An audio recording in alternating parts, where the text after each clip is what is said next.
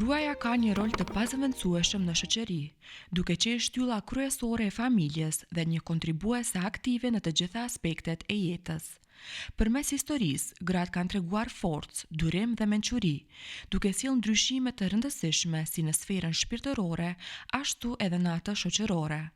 Hafize Neal Ibrahimi është një shembull i përkushtimit, dijes dhe udhëheqjes shpirtërore, duke shërbyer si një frymëzim për gratë në ndjekjen e rrugës së dijes dhe besimit. Ajo rrëfet për fuqizimin dhe respektimin e gruas në kohët e sotshme. أعوذ بالله من الشيطان الرجيم بسم الله الرحمن الرحيم الحمد لله رب العالمين والآكبة للمتقين ولا عدوان إلا على الظالمين والصلاة والسلام على رسولنا محمد وعلى آله وصحبه أجمعين. Falënderimet i takojnë Allahu Gjeleshanuhu, i cili na mësoj të shkruajmë, na mësoj atë që ne nuk e dinim. Falënderimi i takon Allahu Gjeleshanuhu, i cili na ka udhëzuar në rrugën e drejtë. Salavatet, selamet, përshëndetjet më të dashura qofshin për Muhammedin a.s., familjen e tij, shokët e tij dhe krejt njerëzit që do të shkojnë sipas rrugës së tij, do të ndjekin rrugën e tij deri në ditën e Kiametit. S'ka pikë dyshimi se Allahu Gjeleshanuhu e ka kriju gjithë botën, edhe kur krijoi gjithësinë, kur krijoi universin, përgatiti kushtet për krijimin e njeriut të parë, baban e njerëzimit, Ademin a.s., dhe prej tij Havan, nëna e gjithë njerëzimit. Sepse Allahu Gjeleshanuhu krijesën njeri e krijoi në formën më të bukur, ku edhe në surën e Tin, Allahu Gjeleshanuhu thot: Bismillahirrahmanirrahim, Lekad khaleknal insane fi ahsani takwim. Vërtet, ne e kemi krijuar njeriun në formën më të bukur. Me të vërtet, femra muslimane, në hijen e mësimeve të drejta islame dhe urdhrave të drejtë të sheriatit, të ajeteve kuranore, prej momentit të ardhjes në këtë botë, ajo gëzon një respekt edhe një pozitë, një rëndësi, një ndershmëri të madhe në islam. Prej momentit që është fëmijë, vajzë e vogël, vajzë e re, si bashkëshorte, si nën, si grua e vjetër, plak, si grua e ve ose e shkurorzuar, në të gjitha këto etapa të jetës së saj, Allahu Gjeleshanuhu i ka krijuar edhe ja ka mundësuar një pozitë, një ndershmëri të madhe që do ta ketë në islam. Femra, prej kur Muhammedi a.s. ishte në fillimet e shpalljes së tij, kur nisi t'ua transmeton njerëzve shpalljen, personi i parë që i besoi ishte grua. Pejgamberi a.s. shprehet se thot: Allahu nuk më ka dhënë grua më të dobishme se Hatixhen. Kur të gjithë njerëzit më përgënjeshtronin, ajo më miratonte. Kur të gjithë njerëzit mu larguan, ajo më mbrojti me pasurinë e saj, dhe Allahu më favorizoi që nga ajo më dha fëmijë. Po ashtu edhe shahidja e parë në islam është Sumeja, nana e Amarit. Por pejgamberi a.s. ka tregu çdo herë një dëmshuri, një ndershmëri, një respekt të madh ndaj femrës, edhe duke thënë: prej kësaj bote, gjërat që më gëzojnë janë bukuria dhe pastërtia, gruaja e mirë dhe namazi që është një ibadet më i lumtur. Po ashtu edhe në Kur'anin famëlart, ne kemi një sure të tërë edhe që është e gjatë, e që quhet me emrin e Nisa gratë. Po ashtu ne kemi edhe një sure tjetër që është sureja Merjem, që flet për nënën e Isaut a.s. Por ne kemi në ajete kuranore që flitet për nënën e Musaut a.s. dhe Isaut a.s. me një ndjenjë, me një delikatesë, me një kuptim shumë të thellë për nënat në Islam. Islami edhe sot i ka kushtuar rëndësi të madhe që i siguron krenari, nder, respekt dhe ndalon sharjen, ofendimin, keqtrajtimin e gruas, edhe këtë Allahu Gjeleshanuhu në Kur'anin famëlart na e ka treguar para 14 shekujve, duke na thënë Bismillahirrahmanirrahim, wa min ayatihi an khalaqa lakum min anfusikum azwajan litaskunu ilayha wa ja'ala bainakum mawaddatan wa rahmah inna fi dhalika la ayatin liqaumin yatafakkarun. Thotë, dhe nga faktet e madhërisë së Allahut Gjeleshanuhu është që për të mirën tuaj, ai krijoi nga vetë lloji juaj palën tjetër, do me thanë gruan, ashtu që të gjeni prehje të ato, dhe bëri që të keni në mes veti dashuri e rahmet. Thot këto fakte janë për njerëzit që mendojnë, për njerëzit pra që logjikojnë. Edhe Muhamedi a.s. përsëri me një hadith profetik thot se më i mirë është ai që është më i mirë në sjellje me gruan e tij, sepse gratë janë nënat e fëmijëve tonë. Pra, pejgamberi a.s.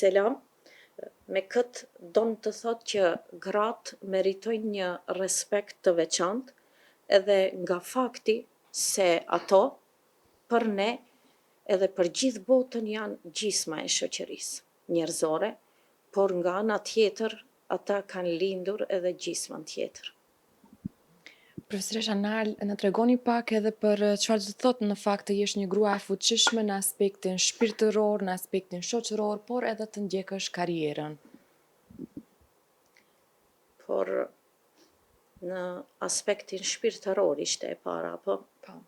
Në aspektin shpirtëror duhesh të kesh një besim të vendosur, edhe ti mbështetesh shumë Allahut Gjeleshanuhu, edhe në aspektin shpirtëror duhesh të kesh durim që ti përballosh sfidat e problemet e kësaj jete, edhe këtu kisha veçu nënën tonë përsëri t'i themi Haxherën a.s.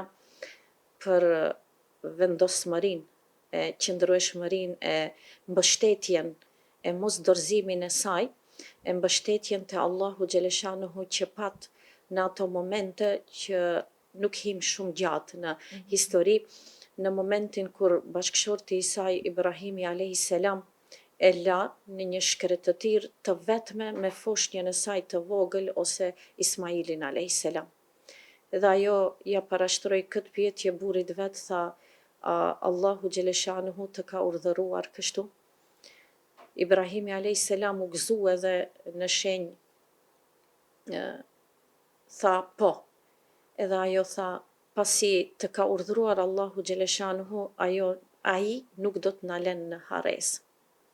Edhe me këtë, në ato momente, që nëse e paramendojmë që një grua e vetme në shkretëtir e me foshnjën, çfarë mbështetje dhe çfarë vendosmërie te Allahu Gjeleshanuhu, dhe në aspektin shpirtëror ajo nuk u tremb, edhe nuk u dorëzua, që sot ajo të meriton që natë e ditë haxhilerët edhe në haxh, edhe në umre, edhe kur të pihet zemzemi, edhe kur të bëhet saji në Safa dhe Merve, të përmendet Haxhereja a.s. me aspektin shpirtëror të saj që ishte shumë e vendosur dhe e mbështetur në Allahun Gjeleshanuhu.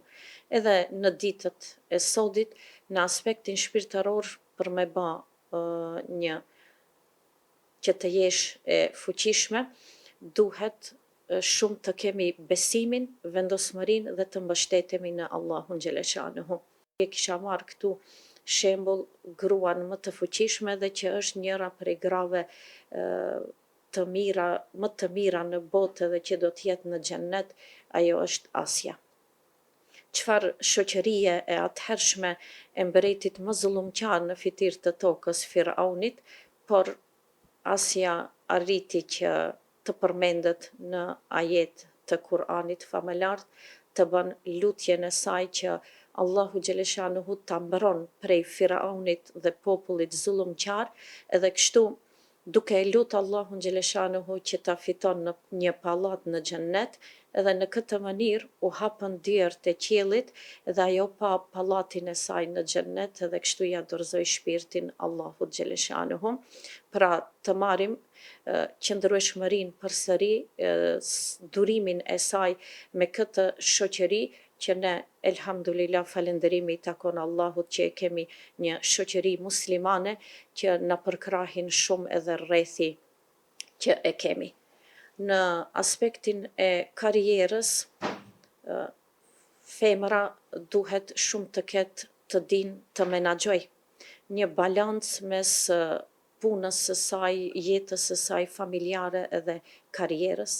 Dhe këtu na nevojitet një vendosmëri e tepërt që unë personalisht historia me shembuj shumë të bukur të grave të ndershme të pejgamberëve të ashabëve, kisha veçu Hazreti Hatixhen për karrierën e saj në tregti që nuk u ndal, por edhe atë menaxhimin që pejgamberit alayhis salam ja arriti dhe ja edukoi 6 drita, edhe për këtë arsye Xhibrili ja pru, ja sjelli përshëndetjen e Allahut xhaleshanuhu, tha që do ta kesh një pallat në xhennet ku nuk do të kesh mundi me lodhje,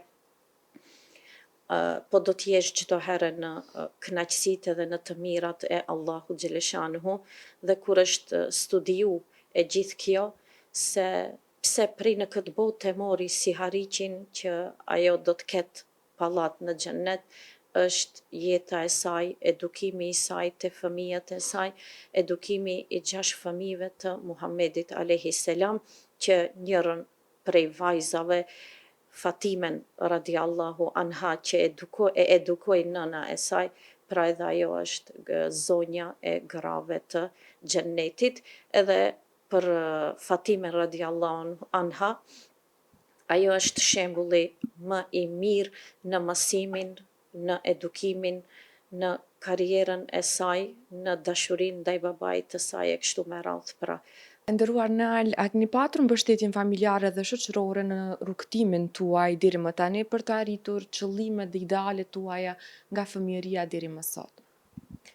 Po, ajo është mbështetja më e madhe që mendoj edhe e them me plot kuptimin e fjalës, sikur mos të ishte familja, nuk do t'ishim edhe pse nuk kemi arritur diçka shumë të madhe në jetë, por nuk do t'ishim edhe këtu që jemi sot, duke filluar nga prindërit e mi, prej në moshën e fëmijërisë, përfundimin e shkollës fillore, po ashtu nxënës e medreses, përfundimin e fakultetit e kështu me radhë, pra mandej jeta bashkëshortore, një mbështetje shumë e madhe prej bashkëshortit, duke filluar mandej te fëmijët, të përfundojmë mos ta zgjasim te më i vogli që bën edhe sakrificë të madhe që ndoshta najherë një kohë të gjatë edhe nuk mund të shihemi prej angazhimeve ditore edhe punëve tona të përditshme që i kemi. Është një fjalë në popull se pas çdo gruaje të suksesshme fshehet një burr i suksesshëm, dhe e themi anasjelltës, pra mos të ishte familja në të djanët, edhe nga ana ime, edhe nga ana e bashkëshortit që kemi një ndihmë shumë të madhe prej prindërve të tij, qoftë në kohën kur jemi shumë të zanë në përgatitjen e ushqimit, në ruajtjen e fëmijëve tonë derisa i kemi pas të vegjël.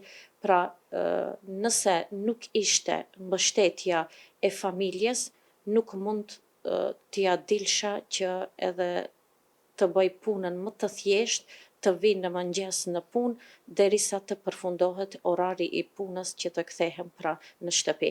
Do me thënë, familja ime ka qenë edhe është mbrojtja edhe fuqia më e madhe që më japin forcë edhe fuqi që të vazhdojmë përpara gjithë së bashku, e normal, këtu ka edhe sakrificat që ata i bojnë për nanën e tyre, duke e ditë se duhet në këtë jetë, në rrugën e Allahut xhaleshanuhu, të jesh i suksesshëm edhe sakrificat vlejnë edhe për jetën e kësaj bote edhe për jetën e botës tjetër.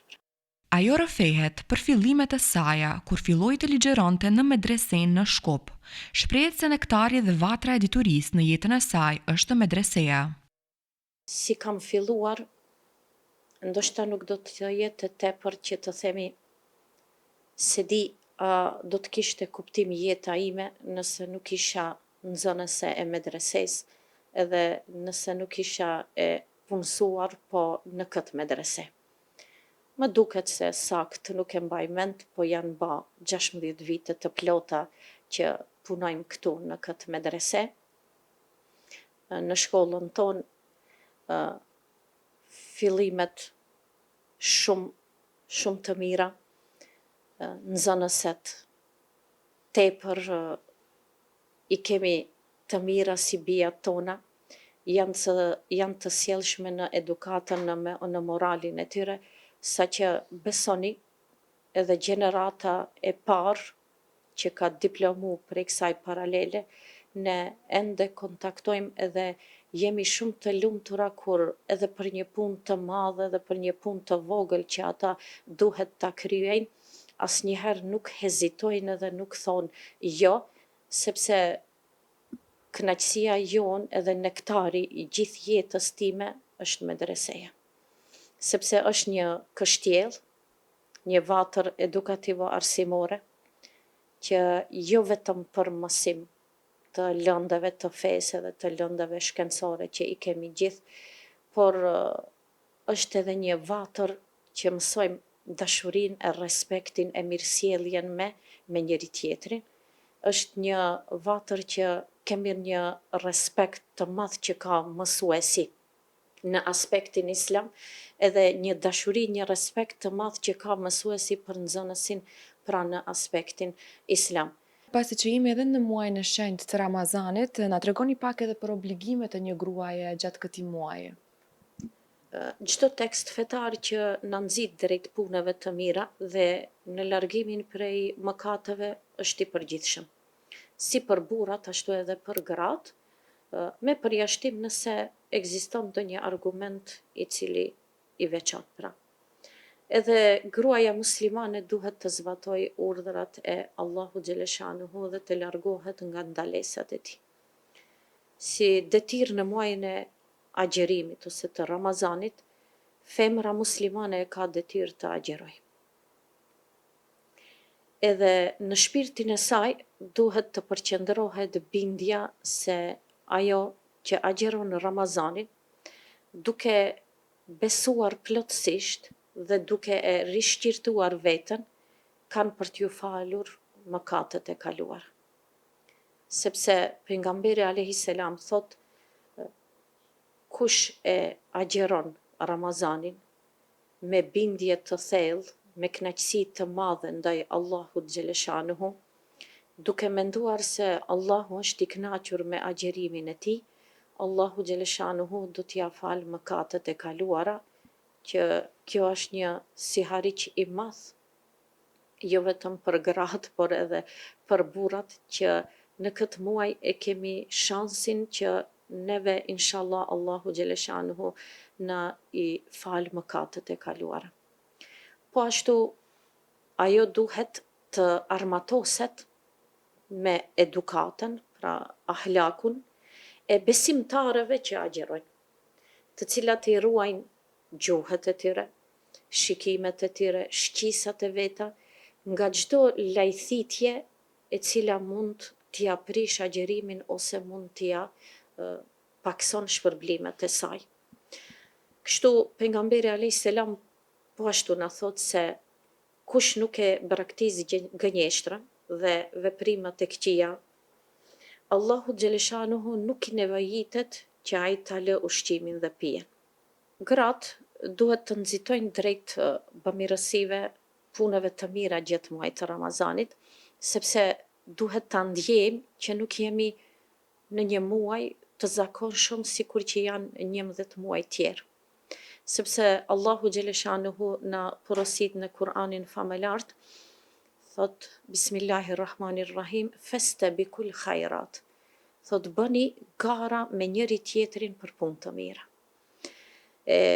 Prej bamirësisë që mendoj se ka ndikim të madh në Ramazan, edhe që duhet të përmendet, është bashkimi që mund ta bën bashkëshortja nana, që të bashkohen familja në adhurimin e Allahut xhaleshanuhu në Ramazan. Sepse ndodh në çdo shtëpi, ajo është fakt, që ndonjë prej bashkëshortëve, ndonjë prej fëmijëve tonë, ndonjë prej familjarive, gjatë adhurimit, ibadeteve të Allahut xhaleshanuhu në muajt e tjerë të jenë më përtac. Edhe ne si gra ose si nana e kemi atë mundësi që në muajin e Ramazanit të bëjmë bashkimin në adhurimin e Allahut xhaleshanuhu dhe të kompletojmë njëri tjetrin.